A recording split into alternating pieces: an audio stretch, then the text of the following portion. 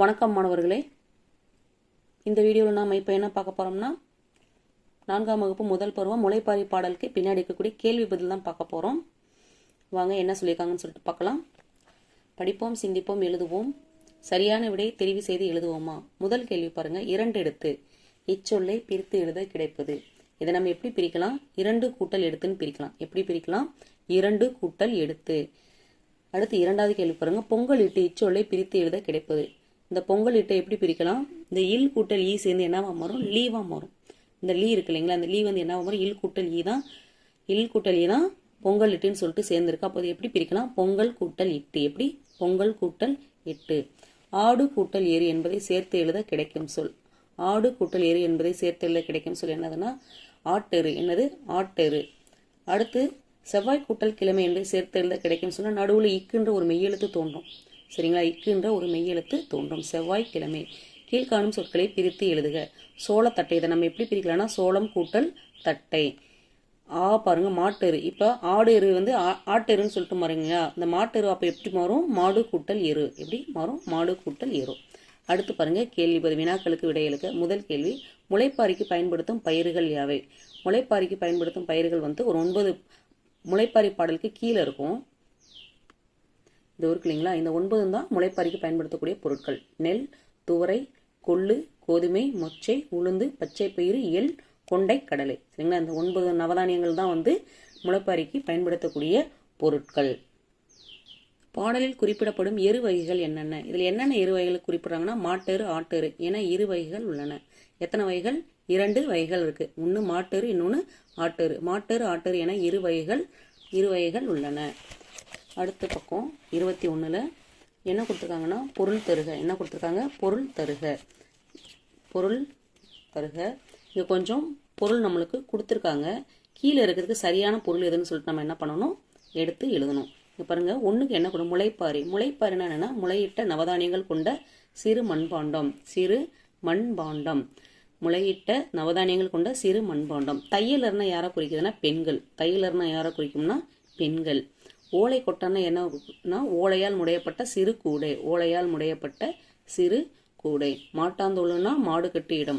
மாட்டாந்தோளுனா என்னது? மாடு கட்டு இடம். ஆட்டாந்தோளுனா என்னது? ஆடு கட்டும் இடம். மாட்டாந்தோளு மாடு வந்து கட்டி வைப்போம் இல்லைங்களா, அதுதான் மாடு கட்டும் இடம். ஆட்டாந்தோளுனா ஆடு கட்டும் இடம். அடுத்து பேச்சு வழக்கு சொற்களை எழுத்து வழக்கு சொற்களுடன் இணைக்க. பேச்சு வழக்கு சொற்கள் என்ன பண்ணணும்? எழுத்து வழக்கு சொற்களோட என்ன பண்ணணும்? இணைக்கணும். சரிங்களா? அடுத்துதான் வந்தது ஒசந்தன்னு என்னன்னா உயர்ந்த. ஒசந்தன்றது உயர்ந்த. ஒசந்தன்றது பேச்சுவார்த்தை, ஆனால் எழுத்து வழக்கில் வரும்போது உயர்ந்தான்னு சொல்லிட்டு தான் எழுதணும். செவ்வான்றது என்ன குறிக்கிறது? செவ்வாய். செவ்வான்றது எதை குறிக்கிறது? செவ்வாய். அடுத்து பாருங்க, வாங்கியாந்தன்னா என்னன்னா வாங்கியாந்தனா வாங்கி வந்த. முறிச்சி அப்படின்னா முறித்து. என்னது? முறித்து. முறிச்சின்னா முறித்து. இங்க முளை போட்டன் இருக்கு, இங்க முளைக்க வைத்த. என்னது? முளைக்க வைத்த.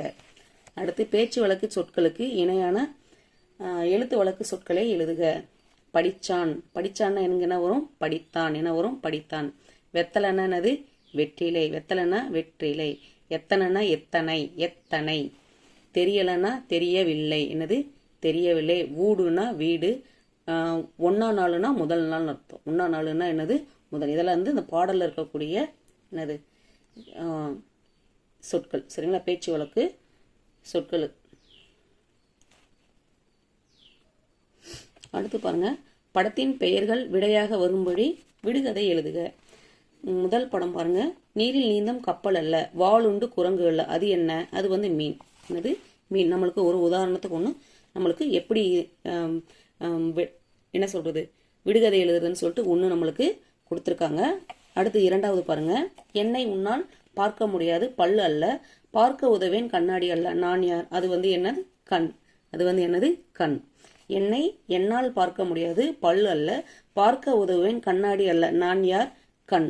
மூன்றாவது பாருங்க, உயரமாக வளருவேன், பனைமரம் அல்ல. உயரமாக வளருவேன், பனைமரம் அல்ல. அப்போ அதுக்கப்புறம் வரதை நாம தான் வந்து என்ன பண்ணணும்?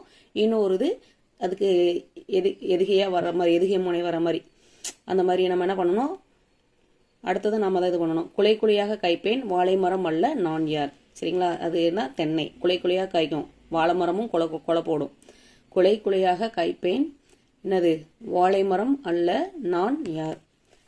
அடுத்து 4வது பாருங்க, விசிறி. இதுக்கு வந்து விசிறி பதில் வர மாதிரி ஒரு விடுகதை நம்ம இது பண்ணணும்.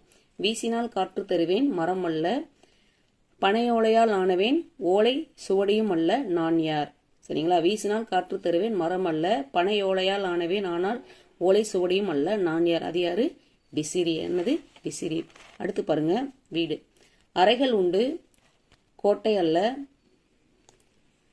வாசல் உண்டு கோவில் இல்லை, நான் யார்? அதுதான் வீடு. என்னது? சரிங்களா? அறைகள் உண்டு கோட்டை அல்ல, வயல் உண்டு கோவில் இல்லை, நான் யாருன்னா இது என்னது?